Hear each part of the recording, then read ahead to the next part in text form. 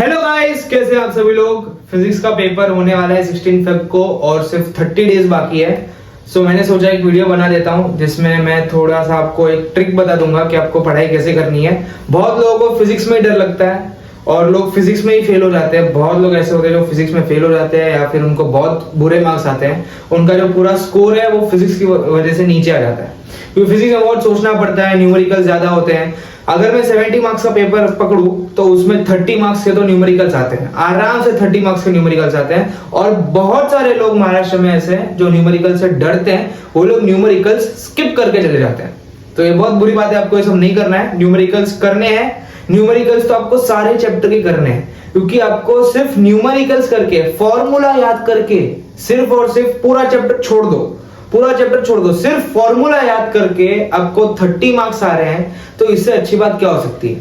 तो numericals practice करो। हाँ, प्रैक्टिस में थोड़ा टाइम जाएगा, है ना। 10 दिन क्या 30 डेज है। 30 डेज में से 5 दिन निकाल लो।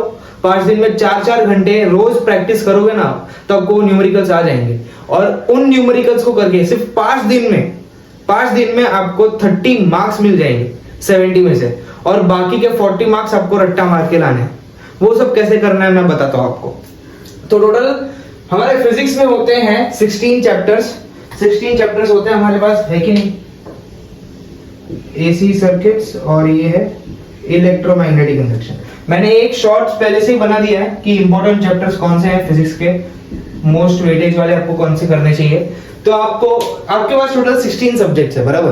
अब बहुत सारे अलग अलग टाइप के बच्चे होते हैं, है ना। किसको करंट वाले जो सब्जेक्ट्स है वो बहुत अच्छे लगते हैं, किसको मैग्नेटिज्म वाले चैप्टर्स अच्छे लगते हैं, किसी का केमिस्ट्री अगर फेवरेट है तो उसको इलेक्ट्रॉन्स, प्रोटॉन्स, ये वाले चैप्टर्स अच्छे लगते हैं, किसी को फ्लूइड्स अच्छा लगता है, किसी को ऑसिलेशन अच्छा लगता है। तो इन 16 चैप्टर में से ऐसे बहुत सारे चैप्टर्स हैं जो रिलेटेड है एक दूसरे के। फॉर एग्जांपल अगर मैं बात करूं current electricity, electrostatics, AC circuits, EMI, ये चारों चैप्टर एक दूसरे से रिलेटेड है। अगर आपको करंट इलेक्ट्रिसिटी अच्छा लगता है तो आपको इलेक्ट्रोस्टैटिक्स, एसी सर्किट्स और ईएमआई भी करना चाहिए। Magnetic effect of electric current, ये और मैग्नेटिक मटेरियल्स रिलेटेड है। अगर आपको ये अच्छा लगता है तो आपको ये भी करना चाहिए। ये अगर आपको आ गया तो ये वाला चैप्टर मैग्नेटिक मटेरियल्स आपको इजी पड़ेगा।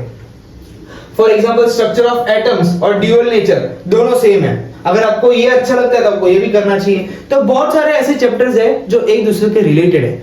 तो आप पहले तो आपका थोड़ा ऐसा थोड़ी ना है कि आप अभी पढ़ना स्टार्ट कर रहे हो, थोड़ा बहुत ऐसा टोटल 16 चैप्टर उतना तो पता ही होगा, और कुछ चैप्टर ऐसे भी होंगे जो आपको थोड़ा बहुत नॉलेज होगा।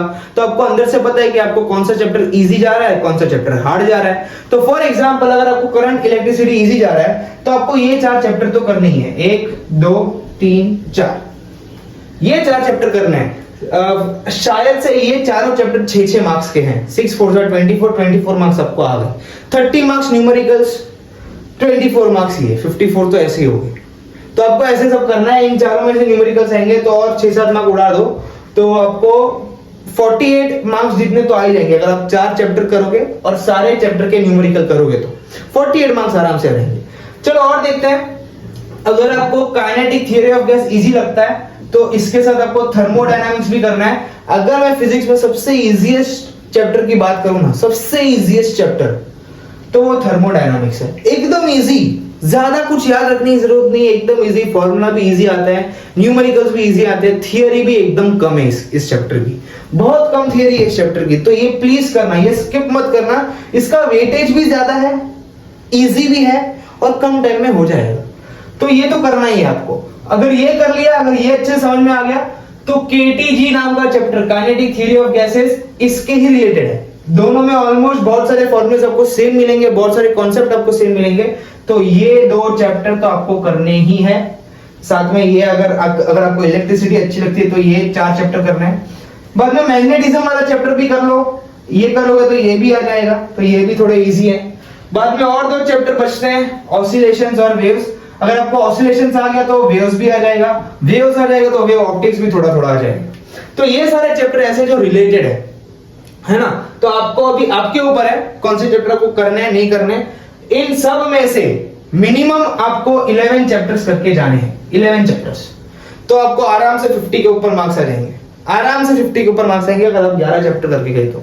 और न्यूमेरिकल सारे चैप्टर के करने हैं, तो ये 11 चैप्टर और न्यूमेरिकल्स सारे चैप्टर्स के न्यूमेरिकल्स प्लस ये 11 चैप्टर करके जाएंगे, आपको 30 दिन में 50 के ऊपर मार्क्स आ ही जाएंगे।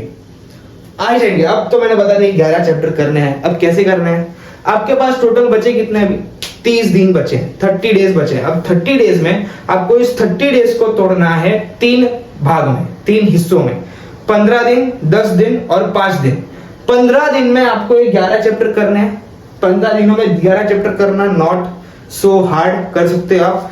आपको दिन में फिजिक्स को 4 घंटे देने हैं, कुछ भी कर लो 4 घंटे। तो आपको टोटल पहले तो पढ़ना है 12 से 13 घंटे, 12 से 13 घंटे पढ़ना ही है। मैं भी पढ़ता था अपने टाइम पे, आपको भी पढ़ना है, तो ही आपको अच्छे मार्क्स आएंगे, तो ही आपको कुछ अच्छा आपका फ्यूचर में भला हो सकता है। अगर अभी आप नहीं करोगे तो आगे जाके आपको इतना काम करना ही पड़ेगा, हार्ड वर्क तो करना ही पड़ेगा, हार्ड वर्क का कोई सब्स्टिट्यूट है नहीं, तो हार्ड वर्क तो करना ही पड़ेगा।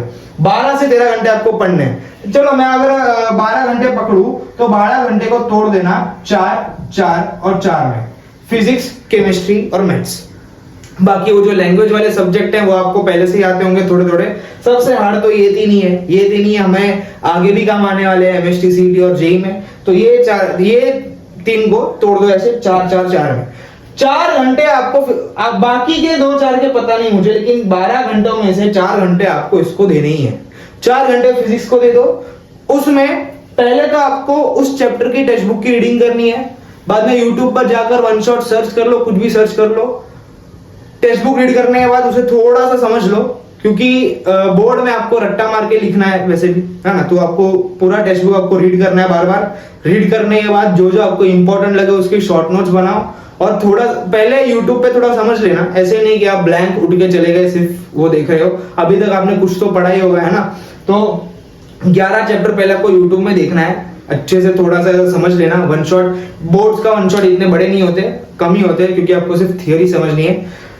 बाद में समझने के बाद टेक्स्ट बुक को रीड करो, शॉर्ट नोट्स बनाओ। शॉर्ट नोट्स बहुत इंपॉर्टेंट है।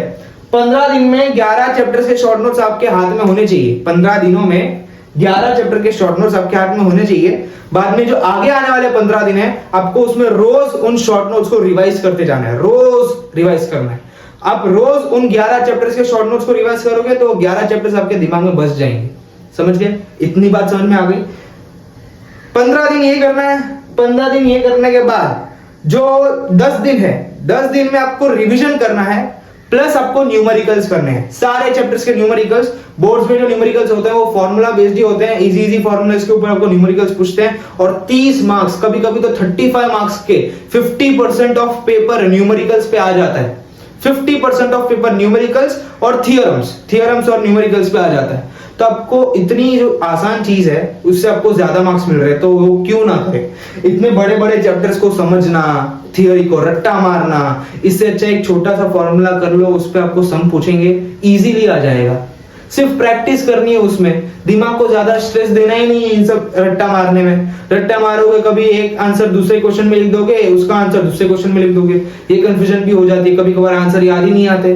तो न्यूमेरिकल्स तो करना है। तो 15 दिन पहले इस चैप्टर्स पे ध्यान देंगे, बाद में 10 दिन में न्यूमेरिकल्स पे ध्यान देंगे। न्यूमेरिकल्स और रिवीजन और न्यूमेरिकल्स और रिवीजन। ये जो 15 दिन में आपने इतनी ज्यादा थ्योरी की है, उसको 10 दिन में आपको रोज रिवाइज करना है। तो 15 दिन 11 चैप्टर्स, 10 दिन में न्यूमेरिकल्स प्लस रिवीजन। न्यूमेरिकल्स को भूलना मत, न्यूमेरिकल्स को इजीली, न्यूमेरिकल्स को ऐसे ही जाने देंगे, नहीं करेंगे, ऐसा मत करना। न्यूमेरिकल्स को सीरियसली लो। बाद में जो 5 दिन बचेंगे आपको उसमें टेस्ट देना है, रोज टेस्ट देना है। और हाँ, न्यूमेरिकल्स में आपको पीवाईक्यूज प्रैक्टिस करने हैं। जितने भी क्वेश्चंस पिछले साल आए हैं, पिछले 10-15 साल में जितने भी न्यूमेरिकल्स आए, आपको वो प्रैक्टिस करने हैं। साथ में जो थियोरी में जो क्वेश्चंस आते हैं, आंसर द फॉलोइंग के जो क्वेश्चंस होते हैं, उसके भी पीवाईक्यूज आपको करने हैं। तो पीवाईक्यूज को भी इग्नोर मत करना। 15 दिन जब आप यह रट्टा मार रहे होगे तो पीवाईक्यूज पे भी थोड़ा ध्यान देना। 15 दिन के बाद जो 10 दिन आएंगे उसमें पीवाईक्यूज की भी प्रिपरेशन करना, पीवाईक्यूज के आंसर भी रट्टा मारना, पीवाईक्यूज के न्यूमेरिकल्स भी सॉल्व करना, उसको भी निगलेक्ट मत करना, इग्नोर मत करना। और जो बाद में 5 दिन बचेंगे उसमें नेट में से पेपर उठाओ, बोर्ड के पेपर। हर दिन 2 पेपर आपको देने हैं, हर दिन 2 पेपर आपको देना है। अगर आपने इतना सारा मेहनत कर लिया तो फिजिक्स में आपको 50 के ऊपर मार्क्स लाने से कोई भी नहीं रोक सकता। ये सारी चीजें आपको करनी है इन 30 दिनों में। तो मैंने इंपॉर्टेंट चैप्टर्स भी आपको बता दिए, कौन से कोई भी 11 चैप्टर कर लो, कोई भी 11 चैप्टर कर लो, समझ गए, कोई भी 11 चैप्टर कर लो।